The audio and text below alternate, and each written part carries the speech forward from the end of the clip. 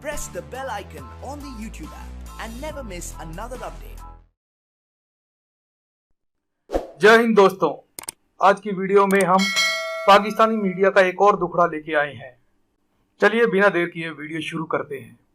भारत के अंदर अरबपति अफराद की तादाद में इजाफा हुआ है और ये तादाद 102 से बढ़कर 142 हो गई है। गोया नए 40 अरबपति इजाफा हुआ है भारत के अंदर। इनकी दौलत 720 अरब अमरीकी डॉलर से भी ज़्यादा है। नाज़रीन, इस रिपोर्ट के अंदर कहा गया है कि चीन और अमेरिका के बाद अरबपतियों की सबसे ज़्यादा तादाद भारत में पाई जाती है। भारत में जितने अरबपति हैं उनकी तादाद फ्रांस, स्वीडन और स्विट्ज़रलैंड के अरबपतियों की मजमूई तादाद से भी ज़्यादा है और साल 2021 में उनकी दौलत में रिकॉर्ड इजाफा हुआ है। नरेंद्र मोदी जो है, देखें जैसे तैसे भी है, the man has took the country to the new heights. उसकी वजह यह है कि उसने देखें, आप अपना क्रिटिसिज्म जरूर करें। हम एक चीज पे अगर किसी को क्रिटिसिज्म कर रहे हैं तो दूसरी चीज पे जगह पे उनको, if someone is working good तो वी मस्ट एप्रिशिएट एंड वो करना चाहिए। लेकिन ये है कि नरेंद्र मोदी ने, जिसे कहते हैं ना, वो उसने इंडिया को उठाया है और उठाया है तो बेसिकली अब वो इंडिया जो है वो, जिसे कहते हैं ना, नेट सिक्योरिटी प्रोवाइडर होने की बात कर रहा है। This is something that will be obviously very difficult for many to understand in Pakistan कि ये how India could be a net security provider, क्योंकि उनके इंटरनल प्रॉब्लम्स भी हैं।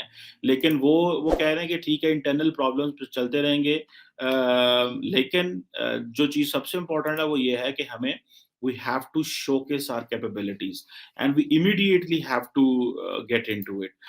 और ये समझ लें कि जो इंडिया जो है वो अपने आप को जो एक ऑल्टरनेट टू चाइना वो एस्टैब्लिश करने की कोशिश कर रहा है और इंडिया ये कह रहा है कि हमसे वेपन्स जो है वो आप खरीदें। This is what India is saying. और प्राइम मिनिस्टर नरेंद्र मोदी ने एक पॉलिसी लेके आए थे सेल्फ रिलायंस और सेल्फ डिफेंस सेक्टर में, जिसको वो बोलते थे आत्मनिर्भर भारत, जिसका मतलब है कि ये एक मिशन है अपने आप को सेल्फ रिलायंस का। भारत के अगस्त 2019 के इक़दामात कबूल कर लिए। इससे तो ये तासुर मिलता है कि हमारा वाहिद और सबसे बड़ा मुतालबा है कि भारत बस हमारे साथ बातचीत के लिए राज़ी हो जाए, या चलो क्रिकेट ही खेल ले तो हम राज़ी हैं। मेरे ख्याल में किसी भी बाशऊर शख्स को भारत के साथ तजारत पे कोई एतराज़ नहीं है और ना मैं ये कह रहा हूँ कि भारत पर हमला करें, लेकिन मैं इस किस्म के ऐलानात बतौर पॉलिसी करना ये भी मेरी अकल से बाहर है। और दूसरा ये कि अगर हमने अपनी खारजा पॉलिसी में इतनी बड़ी तब्दीली करनी है या किसी दरमियाने रास्ते पे गौर करना है, तो क्या इस सिलसिले में भारत से कोई बात की गई है, कोई बैकडोर डिप्लोमेसी हुई है कि हमें बदले में कुछ मिलेगा भी या नहीं? कौम को मुकम्मल इस तरह भी कैफियत में क्यों रखा जा रहा है? क्या भारत ने इससे पहले पाकिस्तान की दोस्ती के इक़दामात का कोई मुस्बत जवाब दिया? क्या पाकिस्तान और भारत के ताल्लुकात में अदम एतमाद ख़त्म हो गया? इसी हवाले से एक अहम ओहदेदार का यह बयान भी रिकॉर्ड पे है कि हम आइंदा 100 बरस तक भारत के साथ मुखासमत नहीं चाहते। यानी नई पॉलिसी करीबी हमसायों के साथ अमन की बात करती है। ये बयान न सिर्फ पाकिस्तान के कुछ अखबारात में शाया हुआ, लेकिन भारत में भी इसको बहुत अहम करार दिया गया। खित्ते में क़याम अमन की ख्वाहिश यकीनी तौर पर काबिल सताइश है। पाकिस्तान की सिविल और अस्करी क़यादत माजी में भी इसका बरमला इजहार करती रही। ताहम इस ख्वाहिश को अमल के सांचे में डालने के लिए मसला कश्मीर को तो नहीं पसे पोस्ट पे डाल सकते ना। और उसके बाद इंटरनेशनल मार्केट में रेट अप होना शुरू, यानी कि रेट इतना, आप किसी ने सोचा था कि 11,000 पे इंटरनेशनल मार्केट में इसका रेट होगा?